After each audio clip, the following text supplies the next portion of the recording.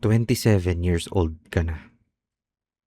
Nakatira ka pa din sa mga magulang mo.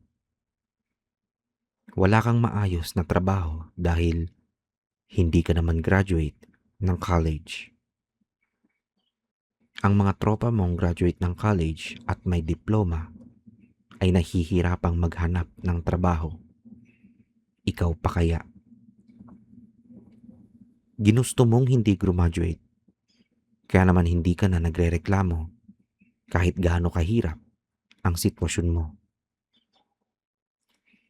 Hindi ka maluho, hindi dahil sa ayaw mo, kundi wala ka namang pangsustento. Wala kang pera pambili. Nakikita mo ang mga magulang mo na hirap na. Kahit matanda na sila, ay nagtatrabaho pa rin. Ang kapatid mo na sinusuportahan ka, hindi nagrereklamo, pero 2 ang trabaho niya. 18 oras or 18 hours ang duty niya sa trabaho. Kaya alam mong napapagod na din siya. Pero sa kabila ng lahat ng problema mo, merong isang bagay na magaling ka. At yon ay ang programming. Alam ng mga tropa mo, maging ng sarili mo, kung gaano ka kagaling pagdating sa software engineering. Pero dahil wala kang diploma, hindi ka nabibigyan ng pagkakataon ng mga kumpanya para patunayan ang sarili mo. Kaya naman ang mga nakukuha mo lang na trabaho ay mga project-based lang, freelancing, at simpleng mga bagay lang. Isang araw, gumising ka. Pumunta ka sa isang job posting website.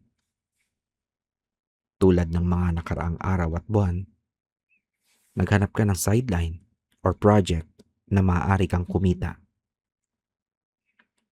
Nagpasa ka ng 10 application sa mga normal na job post. Hindi mo masyadong inisip dahil normal lang naman ang description ng mga posts at lagi mo naman itong ginagawa. Hanggang sa lumipas ang ilang oras, 1 buong araw, 2 araw, walang nag-reply sa'yo kahit isa. Sanay ka na sa ganito, kaya naman binabaliwala mo na lang at muli ka na lang naghanap ng trabaho. Makalipas ang ilang mga araw pa, habang umiinom ka ng kape at naghahanap ng trabaho, biglang tumunog ang phone mo. Isang email notification. Agad mo itong binuksan dahil umaasa ka na baka trabaho ito galing sa mga in-applyan mo.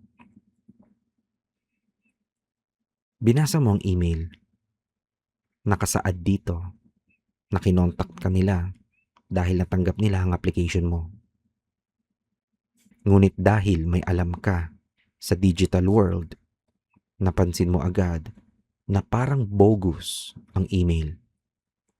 Kahina-hinala. Una ay dahil hindi nito binanggit kung ano ang in-applyan mo. Sa sobrang dami mong naipasa, hindi mo alam kung alin dito. Pagtingin mo din sa email address, hindi ito galing sa kumpanya, pero isang personal na email address ang gamit.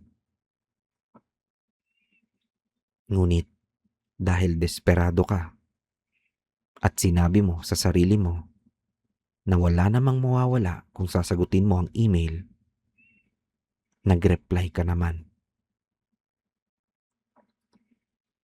Makalipas ang ilang oras ng pag-uusap, binigyan ka ng isang simpleng coding task. Simple lang ang gagawin. Magsusulat ka lang ng code at screenshot mo ang code tapos isisend mo sa kanila. Pag nagawa mo, instant 2,500 pesos ang bayad. Sa sitwasyon mo, hindi ka nagdalawang isip na gawin ito dahil sa sobrang simple lang. Magagawa mo lang naman ito ng ilang minuto at wala namang mawawala sa'yo.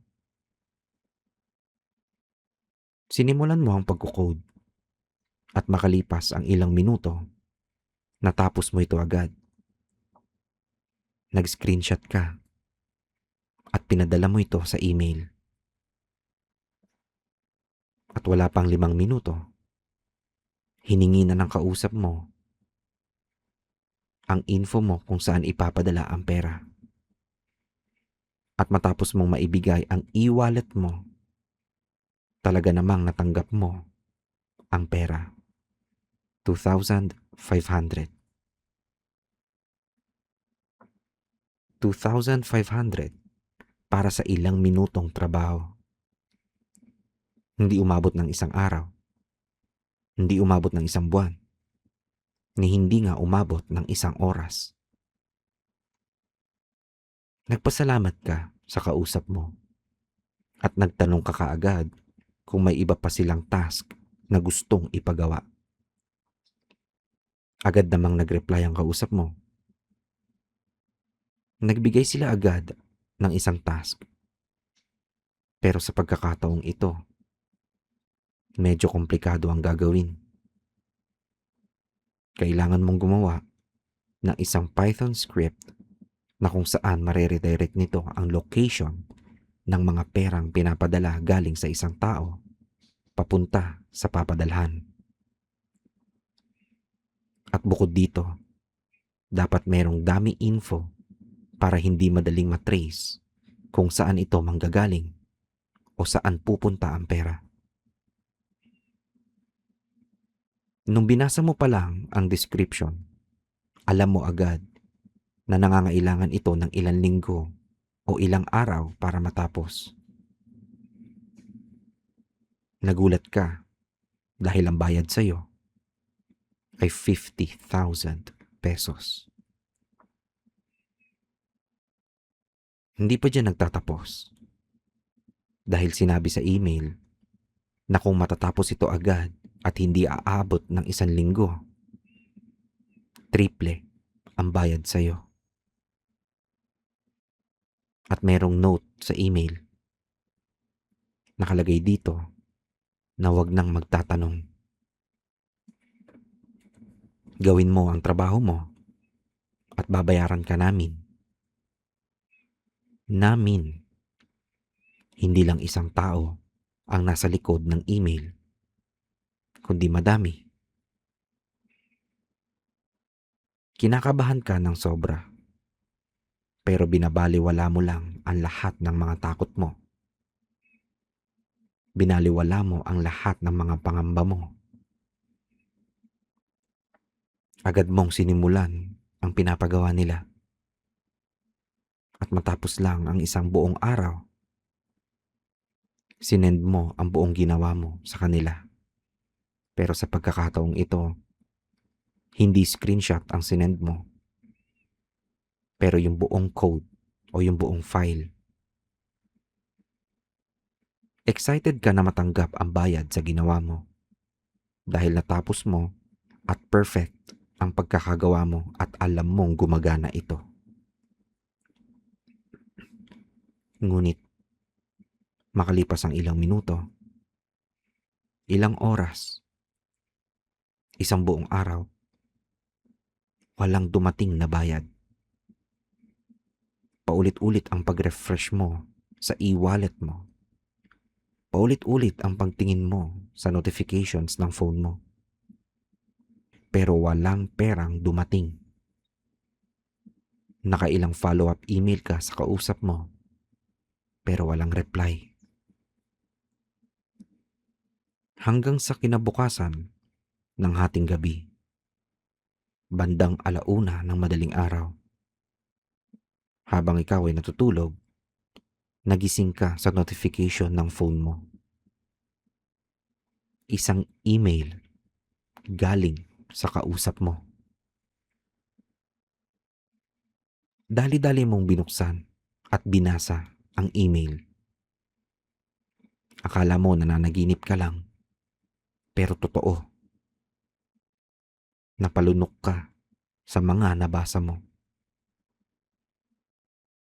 Pinapapunta ka nito sa isang convenience store na malapit sa inyo sa loob ng 10 minuto para iabot ang bayad sa'yo. Meron ditong instructions. Kunin mo ang bag na nasa lapag na nakasandal sa pinto ng convenience store. At nasa loob ng bag na yon ang bayad mo. Kinakabahan ka. Madaming tanong sa iyong isipan. Bakit ganitong oras? Bakit hindi na lang ipadala sa e-wallet? Bakit kailangan cash? Hindi mo alam ang gagawin mo. Malapit lang ang convenience store na tinutukoy sa email at may katabi itong police station. Kaya naman hindi ka na nagsayang ng oras at agad kang bumangon at pumunta sa tinakdang lokasyon. Pagdating mo, nagmasid ka muna. May nakita kang isang lalaki na nakatayo sa may pinto ng convenience store. Hindi mo napansin agad ang bag dahil nasa likod ito ng binti ng lalaki. Makalipas lang ang ilang segundo, nakita mo na sumakay ng isang motorcycle taxi ang lalaki. At pag-alis niya sa pwesto, agad mong nilapitan ang bag at kinuha ito. Wala nang ibang tao sa lugar maliban sa'yo at ang cashier sa convenience store. Tumingala ka at nagulat ka dahil walang CCTV sa labas ang convenience store. Isa ba itong coincidence? Isa bang set-up? Nagkataon lang ba? O planado ang lahat? Nalilito ka na sa mga nangyayari. At hindi mo namalayan, binubuksan mo na pala ang bag. At pagtingin mo sa loob ng bag, laking gulat mo na hindi lang triple ang binayad sa'yo, kundi ang natanggap mo ay 500,000 pesos. At meron ditong isang papel na may nakasulat, "Congrats, isa ka na sa amin." Dito lang unti-unting pumasok sa isip mo na isang sindikato pala ang kausap mo.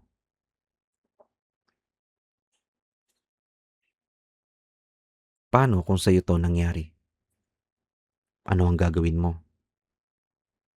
Ire-report mo ba ang lahat ng nangyari sa katabing police station? Paiiralin mo ba ang prinsipyo mo at gagawin ang tama?